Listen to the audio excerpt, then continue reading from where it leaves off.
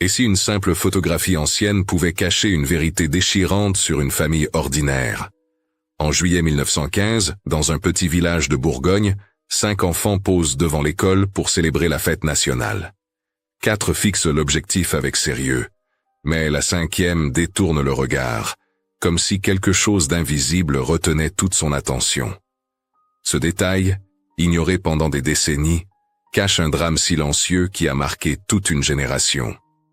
Car ce jour-là, une petite fille de 7 ans venait de perdre ce qu'elle aimait le plus au monde. Pourquoi ce regard fuyant? Et quel secret cette image renferme-t-elle encore aujourd'hui? Restez avec moi, car je vais vous raconter cette histoire dramatisée, inspirée de faits réels historiques, et chaque détail révèle une leçon de vie que nous ne devons pas oublier. Avant de commencer, abonnez-vous à la chaîne, laissez un like, et écrivez dans les commentaires de quelle ville vous nous regardez. Ainsi vous nous aidez à continuer à partager ces récits dramatisés, inspirés de faits réels, qui portent des leçons fortes sur la vie, la mémoire et la famille. Cette photo de juillet 1915 cache un secret que personne n'a remarqué pendant des décennies. 5 enfants en costume traditionnel, 4 regards vers l'objectif, mais le 5e vous brisera le cœur quand vous découvrirez pourquoi cette petite fille de 7 ans ne pouvait pas regarder l'appareil photo. Et si vous restez jusqu'à la fin, vous comprendrez pourquoi cette image, accrochée aujourd'hui dans un musée de Bourgogne, représente bien plus qu'une simple fête nationale. C'est l'histoire de Madeleine Rousseau, l'enfant qui attendait sur une route où personne ne reviendrait jamais. Le 14 juillet 1915, à 15h47 exactement, le photographe Charles Moreau appuya sur le déclencheur de son appareil. Les archives municipales de Clamecy conservent encore son reçu, jauni par le temps. Mais ce que ce document ne dit pas, c'est que 3 minutes avant cette photo, Madeleine Rousseau venait de voir son frère Pierre être arraché de leur maison pour la dernière fois. Le sang coulait encore de son genou écorché quand elle s'était jetée sur lui pour le retenir. Un soldat l'avait poussée. Elle était tombée sur les pavés froids de la cour. Et maintenant, debout devant l'école primaire, elle devait sourire pour la France. Regardez attentivement cette photo. 4 enfants fixent l'objectif avec le sérieux qu'on exigeait à l'époque. Mais Madeleine, la 5e, celle avec le visage rond et le vestido simple de coton, elle regarde ailleurs, vers la route de Nevers. La même route par laquelle les soldats avaient emmené Pierre 2 heures plus tôt. Selon le témoignage de Jeanne Dubois, enregistré en 1985 par les archives départementales, Madeleine n'avait pas prononcé un seul mot depuis. Pas un cri, pas une larme.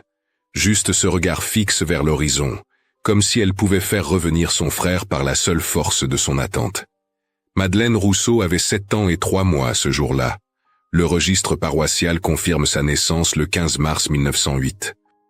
Fille d'une lavandière et d'un cheminot mobilisé depuis août 1914, elle vivait dans une masure près du lavoir municipal. Chaque matin, avant l'école, elle aidait sa mère à porter le linge jusqu'à la rivière. Ses mains, raconte mademoiselle Lefebvre dans son journal intime, étaient déjà abîmées par le savon de soude. Des mains d'enfants qui n'avaient jamais eu le temps d'être enfantines. L'institutrice notait aussi que Madeleine s'asseyait toujours au fond de la classe. Non par timidité, mais parce que les autres élèves se plaignaient de l'odeur de lessive qui imprégnait ses vêtements. Mais ce matin du 14 juillet, quelque chose d'extraordinaire s'était produit. Mademoiselle Lefebvre avait insisté pour que Madeleine participe au défilé patriotique. Une voisine, couturière de son état, avait ajusté gratuitement une vieille robe pour l'occasion. Une camarade de classe, fille du notaire, lui avait même donné des rubans bleus pour ses cheveux. Pour la première fois de sa vie, Madeleine devait être comme les autres enfants, une petite Française célébrant la liberté de la nation. Sauf que 3 heures avant la photo, la liberté avait pris le visage de soldats venus chercher son frère Pierre, 17 ans à peine, pour l'envoyer au front. Ce que personne ne savait, c'est que dans la poche de sa robe de fête, Madeleine serrait un morceau de pain noir, le dernier que Pierre avait laissé sur la table avant d'être emmené. Il était encore tiède quand les soldats avaient frappé à la porte. Pierre buvait son ersatz de café, ce mélange d'orge grillée qui remplaçait le vrai café depuis le début de la guerre. Il avait dit quelque chose à propos du temps, qu'il ferait beau pour la fête. Puis les coups sur la porte. Sa mère qui tombe à genoux. Pierre qui se lève, pose sa main sur la tête de Madeleine. « Petit rat », il avait murmuré, son surnom pour elle depuis toujours. « Prends soin de maman ». Les minutes qui suivirent restent floues dans les témoignages. Le livre de mobilisation militaire, conservé aux archives départementales, indique simplement « Pierre Rousseau, né le 3 janvier 1888, incorporé au 90e régiment d'infanterie, 14 juillet 1915, 8 heures du matin ». Mais ce document administratif ne mentionne pas Madeleine accrochée à la jambe de son frère, ni sa mère qui suppliait qu'on lui laisse au moins finir son petit déjeuner, ni le sergent qui avait fini par arracher physiquement l'enfant des bras de Pierre, la projetant contre le mur de pierre de la cuisine. À 15 heures, quand on était venu chercher Madeleine pour le défilé, elle était encore prostrée dans un coin de la maison. Sa mère, les yeux rougis par les larmes, l'avait habillée en silence, les rubans dans les cheveux, la robe ajustée, les souliers empruntés qui lui faisaient mal aux pieds. Tout était parfait pour la photo. Sauf que Madeleine n'était déjà plus là. Son corps était devant l'école, mais son esprit courait sur la route de Nevers, tentant de rattraper un convoi militaire qui s'éloignait vers l'est, vers les tranchées, vers la mort. 6 mois avant cette photo, en janvier 1915, Clamecy était encore un village qui essayait de croire que la guerre serait courte. Les hommes partis en août promettaient de revenir pour Noël. Noël était passé. Les hommes n'étaient pas revenus. Dans les lavoirs municipaux, les femmes avaient cessé de chanter en travaillant. Elles lavaient le linge en silence, écoutant le bruit de l'eau qui ressemblait parfois à des pleurs. C'est là que Madeleine avait appris à reconnaître le son de l'attente. Ce silence particulier des femmes qui ne savent pas si elles sont veuves ou épouses. Les mémoires du boulanger Auguste Blanc, publiés en 1923, décrivent avec précision la vie du village cette année-là. Il raconte comment il laissait volontairement des pains rassis près du lavoir, sachant que les familles les plus pauvres viendraient les chercher à la nuit tombée. La famille Rousseau était de celle-là. Depuis que le père avait été mobilisé, leur situation s'était dégradée jour après jour.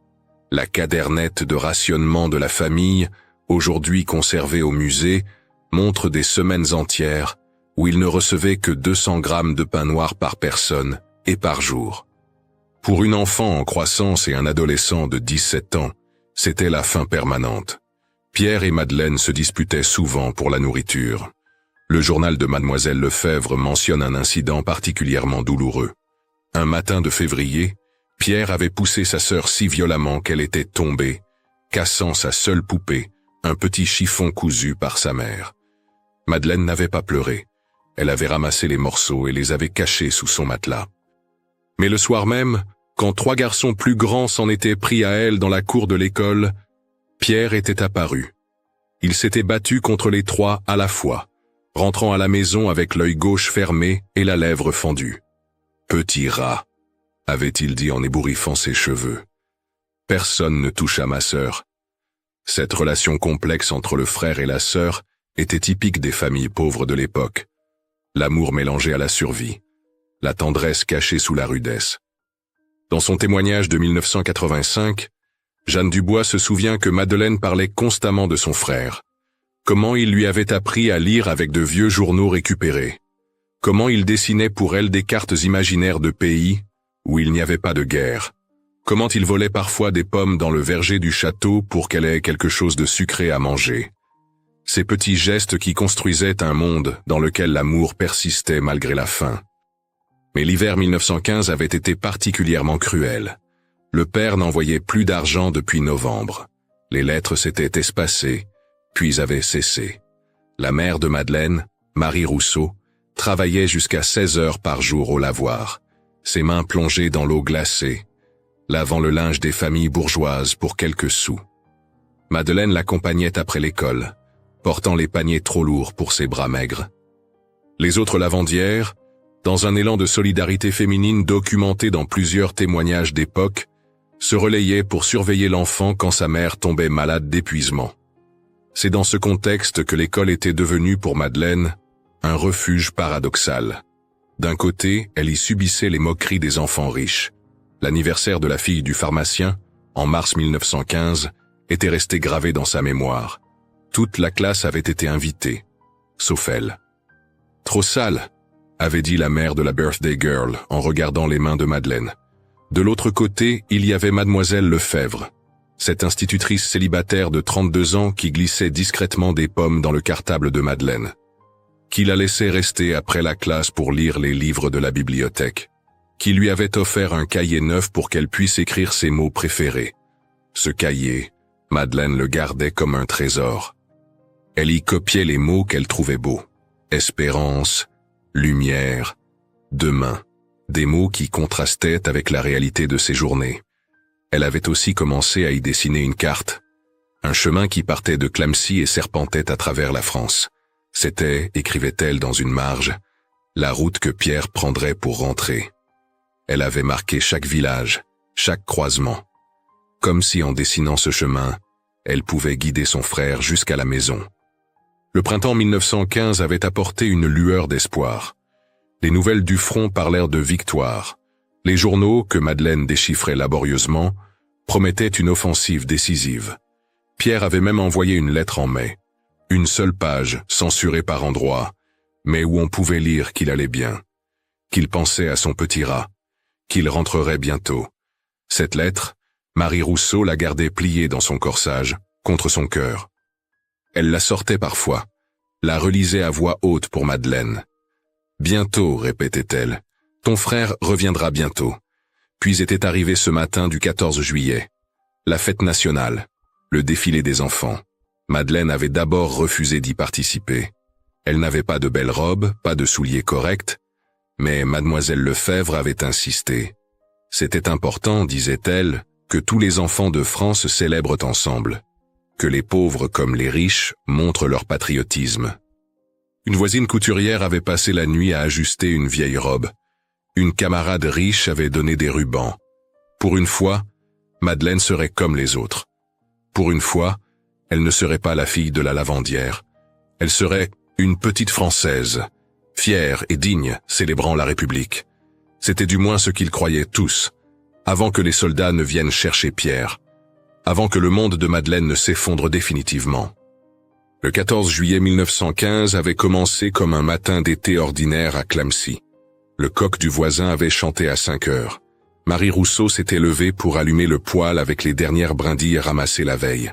Madeleine dormait encore, recroquevillée sur la paillasse qu'elle partageait avec sa mère, depuis que Pierre occupait l'autre coin de l'unique pièce qui leur servait de maison. Dans son sommeil, elle serrait contre elle les morceaux de sa poupée cassée, comme si elle pouvait les recoller par la seule force de son amour. Pierre était déjà réveillé. Assis à la table bancale, il buvait lentement son ersatz de café, ce mélange d'orge grillée qui laissait un goût amer dans la bouche. Il avait 17 ans et 4 mois ce matin-là, l'âge où les garçons de sa génération apprenaient que leur vie ne leur appartenait plus. La veille, il avait entendu dire au lavoir que l'armée cherchait de nouvelles recrues. Les classes 1898 allaient être appelées. Il le savait. Sa mère le savait. Seule Madeleine, dans son innocence d'enfant, croyait encore que la guerre épargnerait leur famille déjà si éprouvée. Il avait posé sur la table un morceau de pain noir, son allocation du matin. Ses mains, note le journal de mademoiselle Lefebvre qu'il avait vu la veille, tremblaient légèrement. Pas de peur, précisait l'institutrice, mais de cette tension particulière de ceux qui savent que leur destin va basculer. Il avait regardé sa mère préparer la maigre soupe, regardé sa sœur dormir. Puis il avait fait quelque chose d'inhabituel. Il avait sorti de sa poche un petit objet enveloppé dans du papier journal. C'était un sifflet en bois qu'il avait sculpté pendant des semaines. Pour Madeleine. Pour son anniversaire qui n'arriverait que dans 8 mois. Comme s'il savait déjà qu'il ne serait pas là pour le lui offrir. À 7h53, les coups sur la porte. 3 coups secs, autoritaires.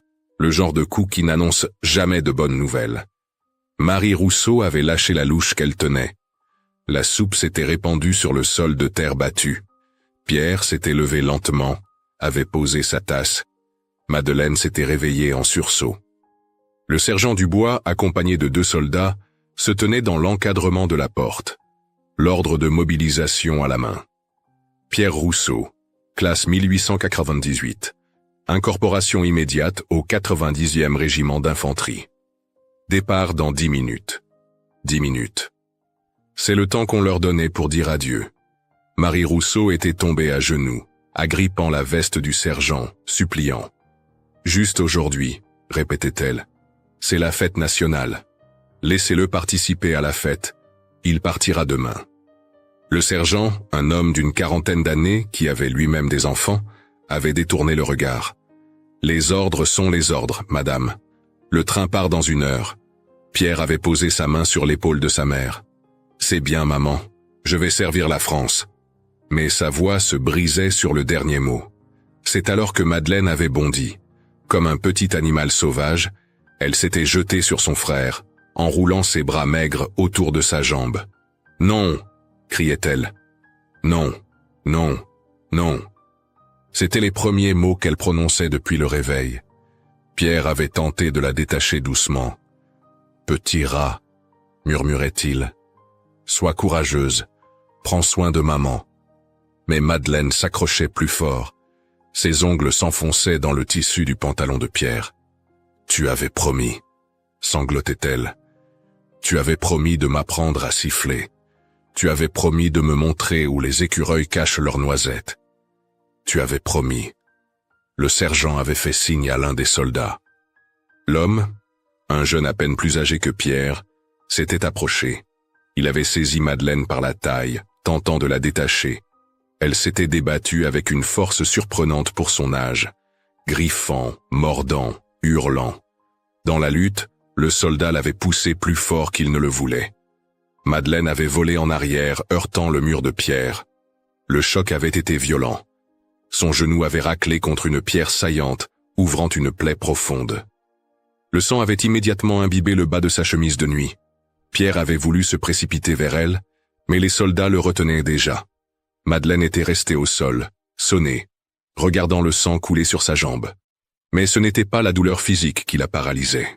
C'était la réalisation soudaine que son frère allait vraiment partir, qu'elle ne pouvait rien faire pour le retenir.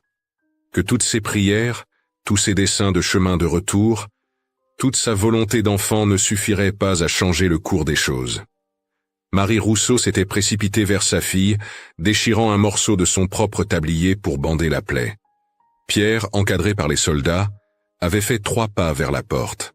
Puis il s'était arrêté, s'était retourné, avait regardé sa sœur une dernière fois, son petit rat, sa petite sœur qui l'avait suivi partout depuis qu'elle savait marcher. Qui dormait blotti contre lui les nuits d'orage? Qui riait quand il la faisait tournoyer dans les airs? « Je reviendrai », avait-il dit.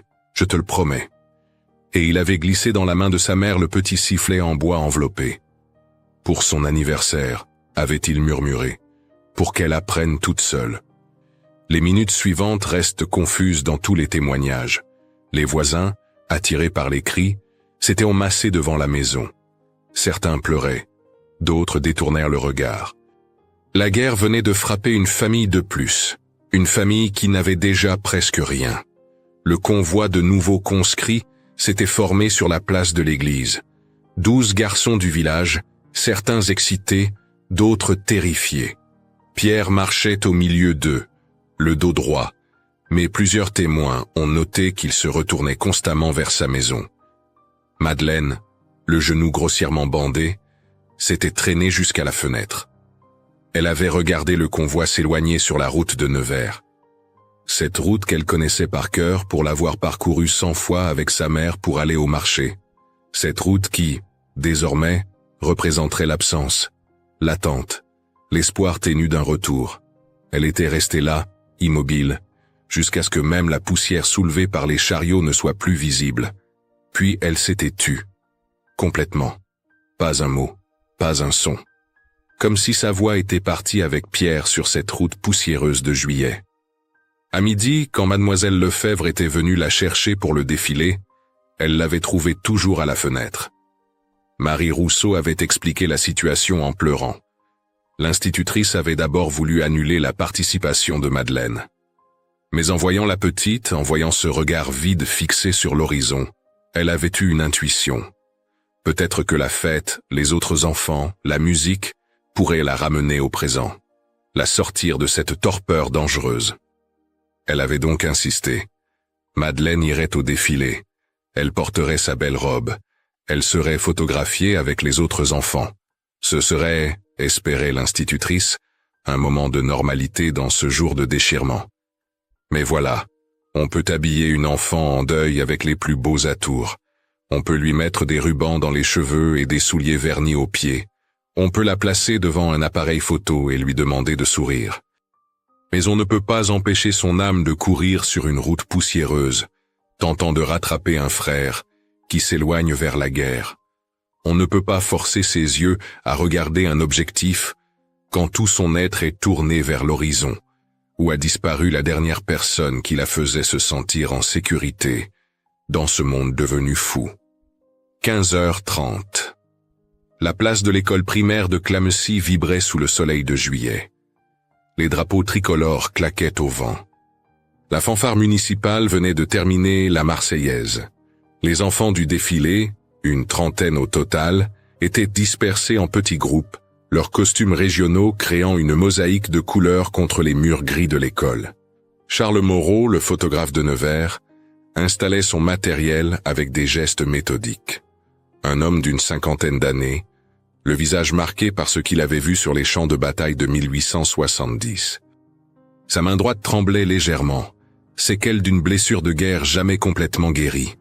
Madeleine se tenait légèrement à l'écart, sa robe ajustée flottant autour de son corps trop maigre. Le pansement improvisé sur son genou commençait à se teinter de rouge. La douleur lancinante remontait dans sa jambe, mais elle ne la sentait pas vraiment.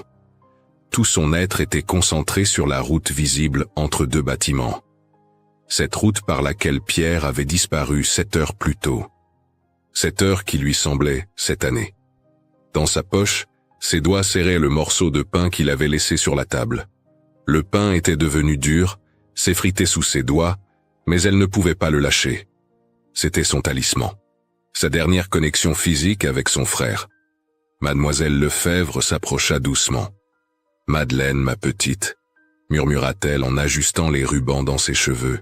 « C'est l'heure de la photographie. Tu vas te mettre là, avec Jeanne, Marie, Louis et Paul. Vous allez représenter les enfants de France. » L'institutrice avait choisi spécifiquement ses 5 enfants. 2 fils de commerçants, une fille de notaire, la fille du pharmacien, et Madeleine. Un échantillon de la société française, unie dans l'épreuve. Du moins, c'était l'image qu'on voulait donner. La réalité était que les 4 autres enfants s'étaient légèrement écartés de Madeleine, comme si la pauvreté était contagieuse. Charles Moreau observait la scène à travers son viseur. 40 ans de métier lui avaient appris à lire les histoires cachées dans les visages.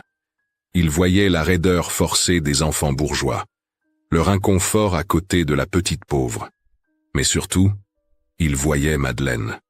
Cet enfant dont le regard n'était pas là. Il reconnaissait cette expression.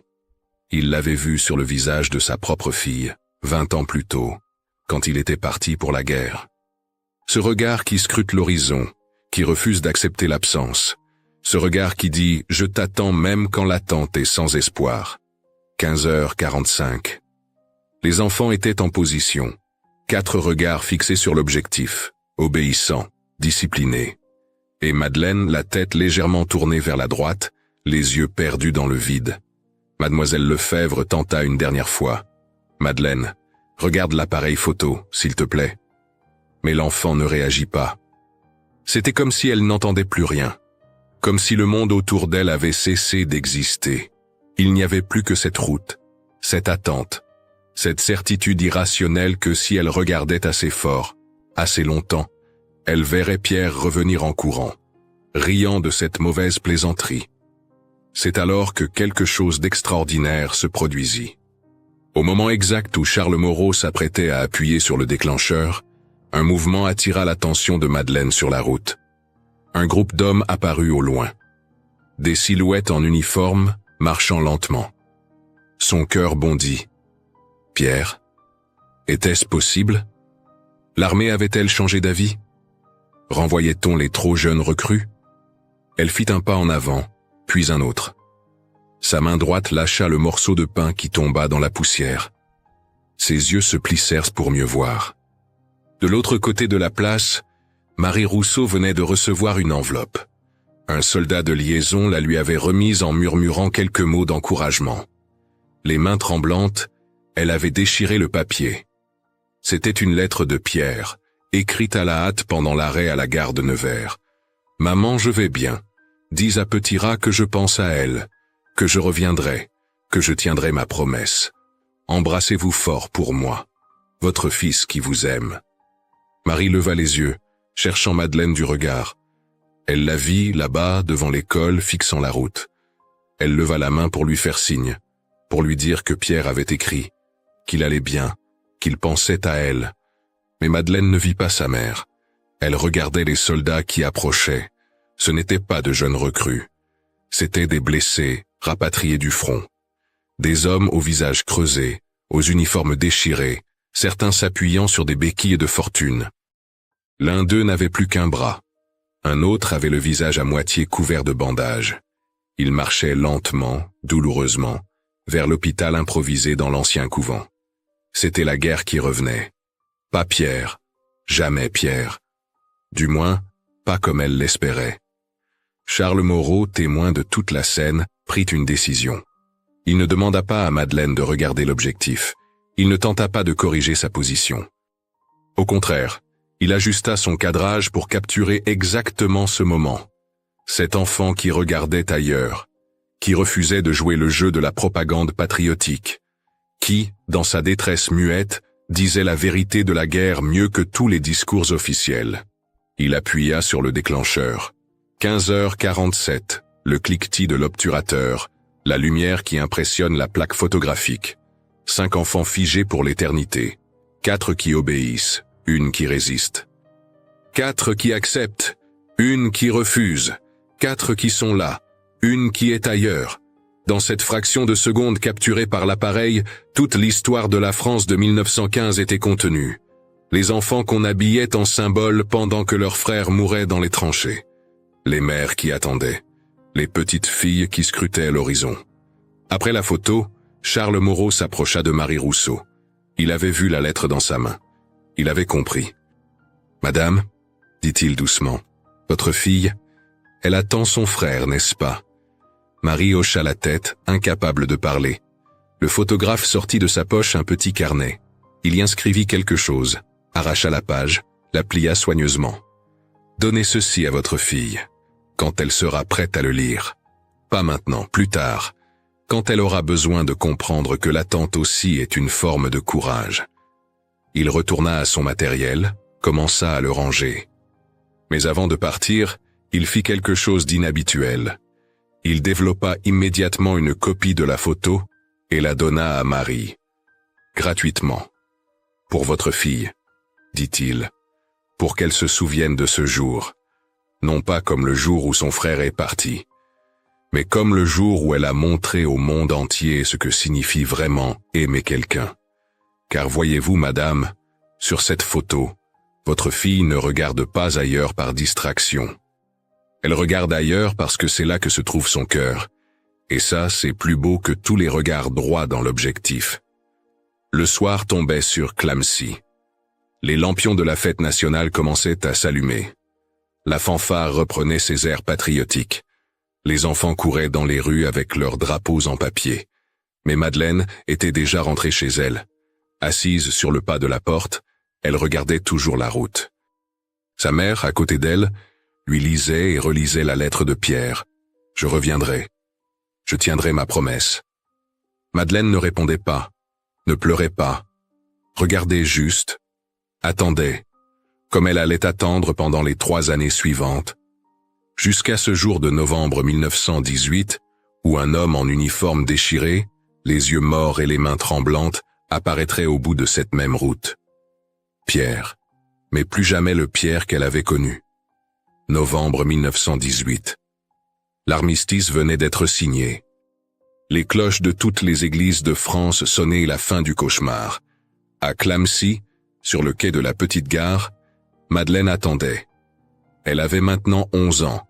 4 années s'étaient écoulées depuis la photo. 4 années pendant lesquelles elle s'était postée chaque jour sur cette route guettant. Sa mère était morte de tuberculose 1 an plus tôt, en 1917. Les derniers mots de Marie Rousseau avaient été pour dire à sa fille que Pierre reviendrait, qu'il fallait l'attendre, qu'il fallait croire. Le train siffla au loin.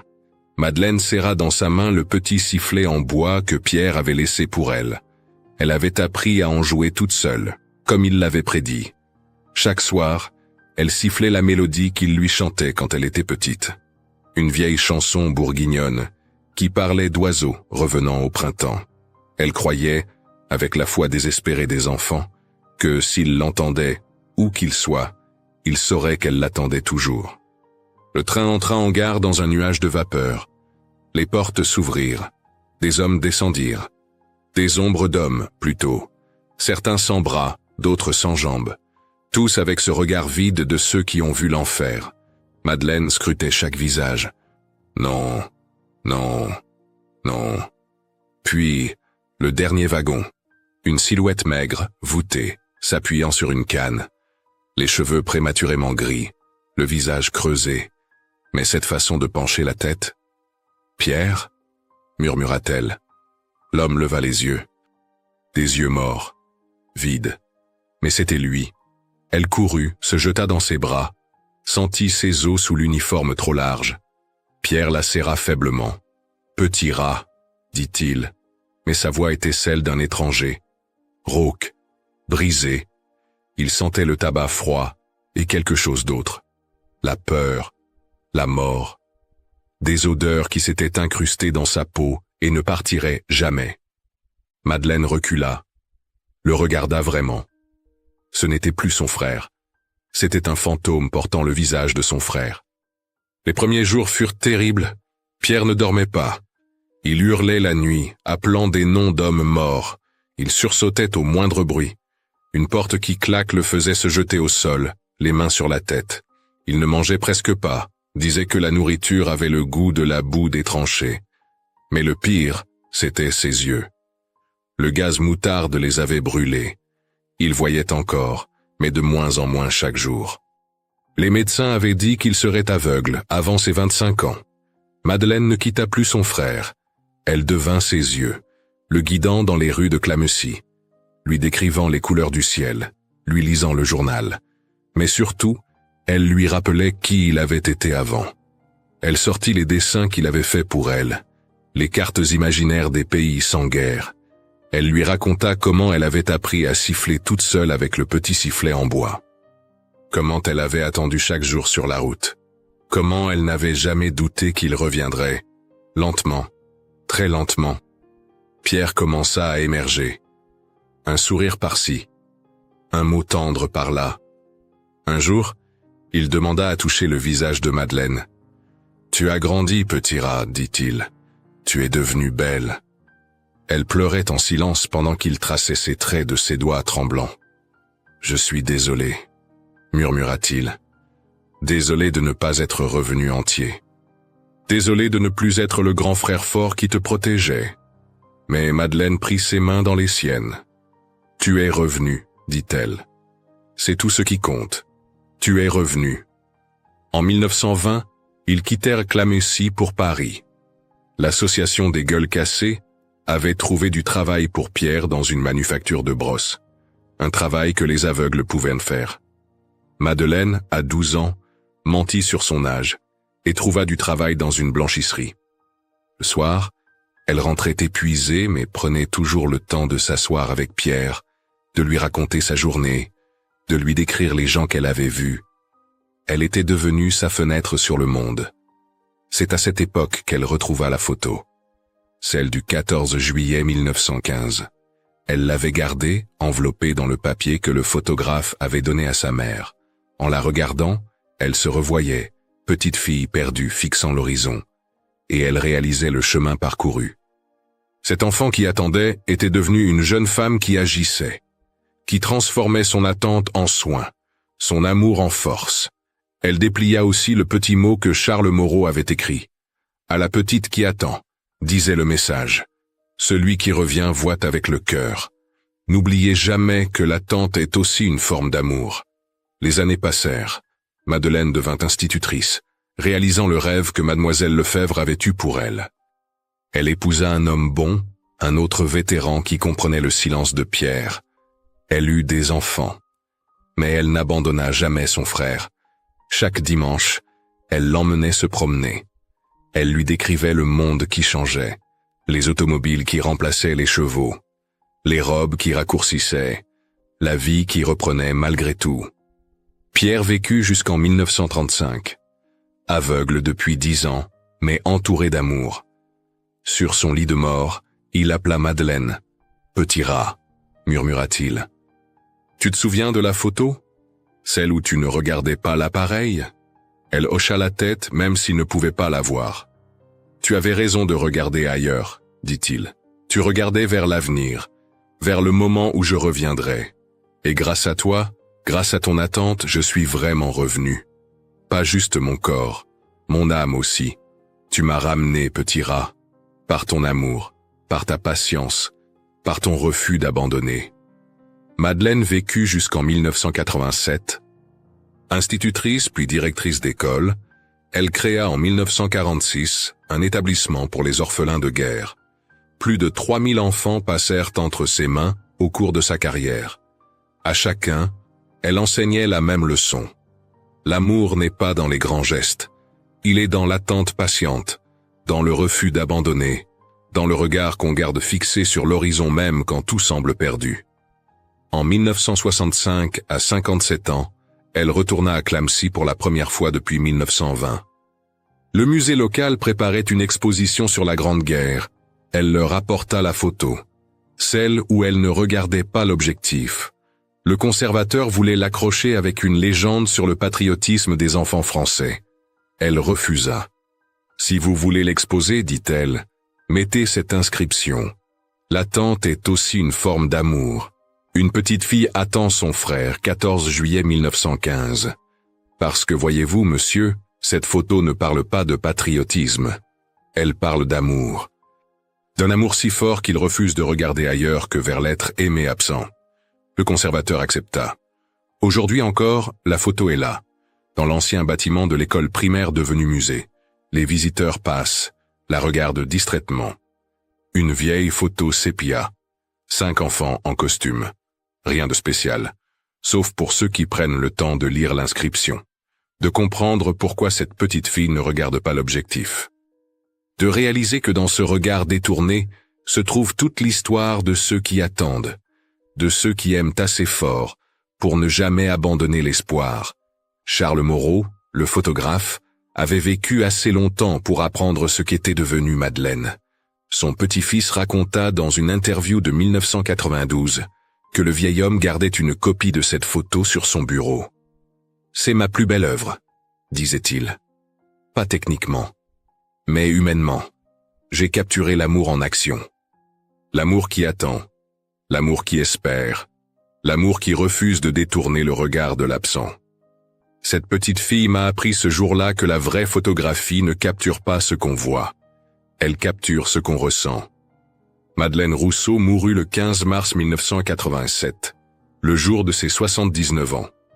Dans ses affaires, on trouva la photo soigneusement conservée, le petit sifflet en bois que Pierre avait sculpté, et un cahier, le même qu'elle avait commencé enfant, rempli de mots qu'elle trouvait beaux. Le dernier mot qu'elle avait écrit d'une main tremblante quelques jours avant sa mort était « retrouvailles ». En dessous, elle avait ajouté « Bientôt, Pierre. Bientôt je pourrai à nouveau regarder dans ta direction. Et cette fois, tu seras là. » La leçon de Madeleine reste. Dans cette photo, dans cette histoire, l'amour véritable ne se mesure pas au moment de joie partagée. Il se mesure à la capacité d'attendre, de maintenir le regard fixé sur l'absent, de transformer la douleur de l'attente en force pour continuer.